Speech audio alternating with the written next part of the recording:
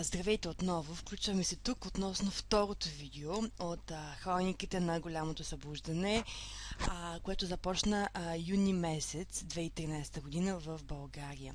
В края на първото видео, уважаеми дами и господа, сигурно си спомняте, че така се завихре една вихрушка, едно течение сред хората, които излязоха на улиците, да се съберат заедно и да въведат планжа в българския парламент. По време на протестите имаше така едно голямо изобилие от най-различни плакати, един от един по-оригинални, по-умни, имаше картинки и всякакви така сравнения, едни метафори, едни цветисти изрази, понеже български език той е един много богат език и плакатите така бяха като един коктейл на народната гениалност. И сега по тази мисловна карта, която представяме на вашето внимание, искаме да ви разкажем какво точно се случи. Може да почнете да следите от левия горен ъгъл, където пише точката 1. Така, само малко уточнение да върнем назад. Значи юни месец така имаше една голяма дилема какво да се прави. Кое правителство да пада, кое правителство да идва. Така повечето хора някак си осъзнаваха, че който и да падне, който и да дойде, то един долу дренки са хората, един долу дренки са нещата. Има нужда така от някаква по-съществена промяна, така из основа.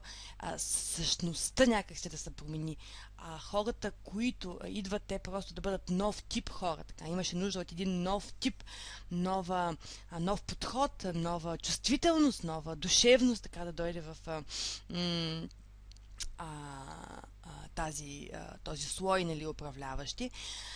От протестите стигнаха единодушно до извода, че трябва да се излъчат така едни 24 хора, които са много будни, много активни, ентусиазирани, млади, не млади, няма значение, така възрастова граница не се поставяше, защото той духа, дами и господа, нали сещате, той няма възраст, духа е не се влага във възрастови граници. Той просто или жив, или не е жив, нали, не се гасне това, що не гасне. Хора, които никога не са занимавали с политика, така се гмурнаха в това море, искаха да спасят ситуацията. Се събраха 24 души, млади и стари, като на един човек се падаха 10 депутата. Защото тогава, дами и господа, парламентът беше още голям, 240 депутата, не беше влязло в обращение онзи нов парламент, където депутатите вече бяха 120, все още бяха, нали, 240. 24 души, екипи от 24 души, един екип от 24 души, като на един човек се падаха 20 депутата. След малко ще ви кажа защо.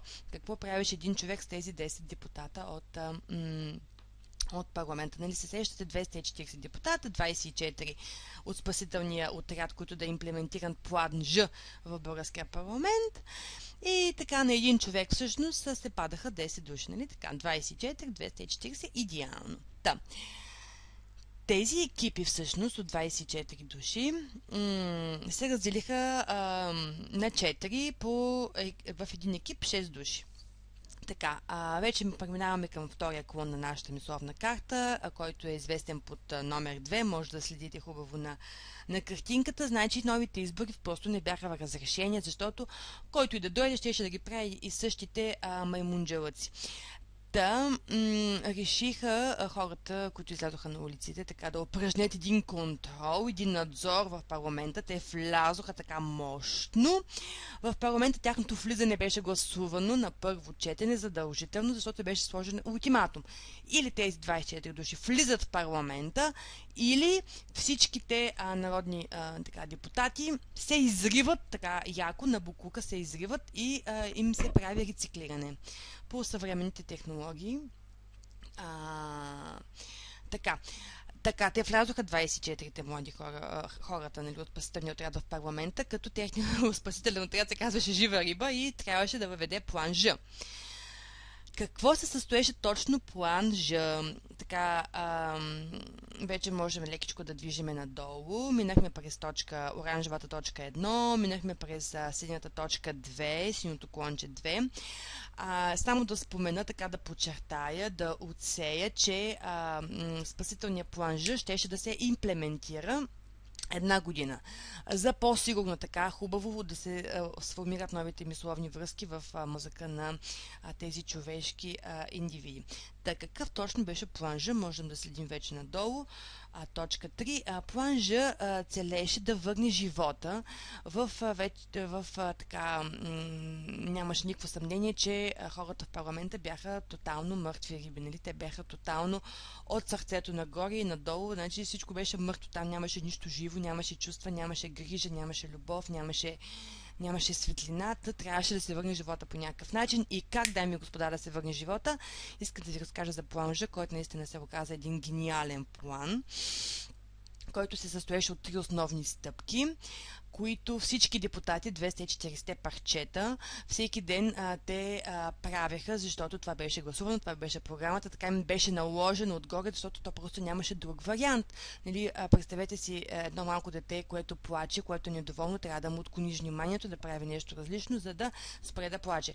Същото, нали, се получи при нашите депутати, трябваше да им се отклони във вниманието от голямото лапане, защото голямото лапане така ги беше отсебило, трябваше да правят други неща, така през деня да бъдат заети нон-стоп, за да може да се създадат другите връзки в мозъка. И че точно какво се случи, имам още 3 минути, за да ви разкажа за това. Значи, какво се случи точно сега? Всичките 240 парчета, така мъртви риби, нали, трябваше да бъдат съживени. По какъв начин бяха съживени? Внимание, защото това наистина е много интересно ноу-хау.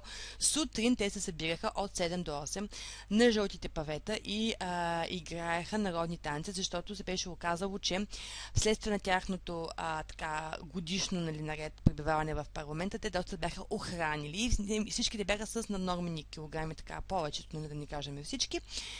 Бяха с наднормени килограми, освен те, които пушиха, нали, те пак искаха и тютюнопушенето да се върне, въобще, нали, голяма какафония беше настанала, но те играеха, това беше пак прието на първо четене, те играеха сутрин народни танци от 7 до 8 и да ви кажа, честно сега, като се върна назад във времето, те наистина отслабнаха за един месец, по 5-6 кг свалиха, то беше лято, то пот им течеше по лицата, даваха им се кърпи, нали, да се позабърсват. Те се хващаха за ръце. Това БСП, Атака, ГЕРБ, там всичките други, нали, смехорани се хващаха и така, нали, тялото им се разтрисаше. Учиха, имаше специално, нали, инструктори. Тези 24-те от спасителния отряд Жива риба бяха осигурили жива музика и също така учители по народни танци, млади симпатични девойки и младежи също така, които показват с голяма любов, търпение народните танци, за да може да се пусне емоцията и чувството. Да подскачаха нашите депутати и пара се вдигаше. Така, това беше първата иновация, значи народните танци 1 час сутрин. След това течеше работата, нали, вече просто мозъка се беше насилил с кислород и просто те искаха да работят, искаха да вземат, искаха да решават нещата, искаха да по групи се разпределяха, по групи правиха нещата, пускаха си креативността. Въобще тръгна един голям творчески процес, но искам да ви кажа за втората стъпка, тя е много важна. След обед, нали, след обяда, се въведе задължителен час обществено полезна работа и тук депутатите, 240 парчета, все още не съживена мъртва риба, те пак по групи извършваха социален труд. Какво ще рече социален труд? Те ходиха, даваха им се безплатни кашони, чували, ръкавици и почистваха Борисовата градина. Също така градинките пред Народната библиотека засаждаха розите, попотници, излизаха по къси гащи, девойките, нали, с полички. Те вършаха работа, метяха също така. Сега много хора емоцивираха, защото те им бяха насъбрали, но важното е, че се вършеше обществено полезна работа и тяхното его, откачено на 20-ти етаж, спадаше леко така надолу, малко по малко. Много обществено полезна работа се свърши, много градинки се очистиха, много градинки се залесиха също така с нови култури, с нови цветя. Също така Много интересен момент беше, че се подновиха нови градинки да се правят и там се засаждаха също така моркови, картофи, зелен боб и нашите депутати малко по малко така почваха да се връщат към земята, към корените си, да си спомнят откъде са дошли, да се омазват едно хубаво с кал, така хубаво по лицата им една кал да върви, да бръкнат земята, да я усетят, да си спомнят, че и те също са направени от кал и че един ден те и на кал ще се превърнат, нали? За да им дойде, ред се вика, акъла в главата. Така много хора ги поддържаха от площадите и викаха да, викаха и много добре е. Така, имаше една голяма обществена подкрепа към този част обществено полезна дейност, труд всеки един ден. И последния формат, нали, който искам да кажа е, че към тази обществена полезна дейност се включиха също така.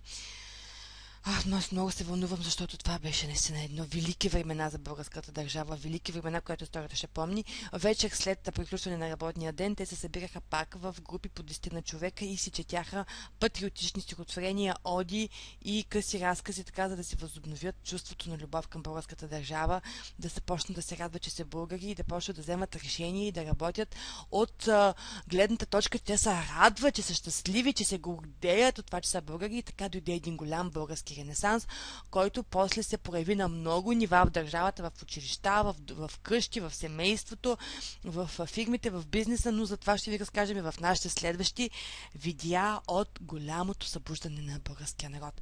Благодаря ви за вниманието и приятен ден за сега.